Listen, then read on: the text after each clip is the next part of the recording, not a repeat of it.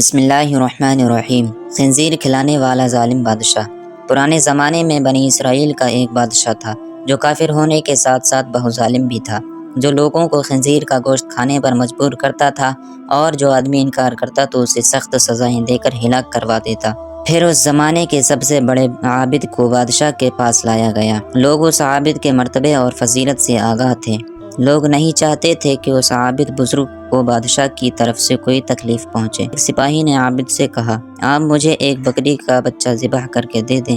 جب بادشاہ کہے گا کہ اس عابد کے سامنے خنزیر کا گوشت رکھیں تو میں وہی بکری کا گوشت آپ کے سامنے پیش کروں گا۔ بادشاہ سمجھے گا کہ آپ نے اس کی خواہش کے مطابق خنزیر کا گوشت کھا لیا، اس طرح آپ بھی ہلاکت سے محفوظ رہیں گے۔ عابد نے بکری کا بچہ ذبح کر کے اس کا گوشت سپاہی کو دے دیا۔ جب عابد کو بادشاہ کے سامنے لایا گیا تو بادشاہ نے حکم دیا کہ خنزیر کا گوشت لایا جائے۔ منصوبے کے مطابق تو سپاہی نے بکری کا گوشت عابد کو پیش کیا۔ بادشاہ نے کہا، میرے سامنے خنزیر کا گوشت کھاؤ۔ عابد نے کہا، میں ہرگز نہ کھاؤں گا۔ یہ سن کر سپاہی نے اشارے سے بتایا کہ یہ وہی بکری کا گوشت ہے جو آپ نے دیا تھا، آپ بلا جھجک کھا لیں۔ لیکن عابد نے بادشاہ کے سامنے وہ گوشت کھانے سے انکار کر دیا۔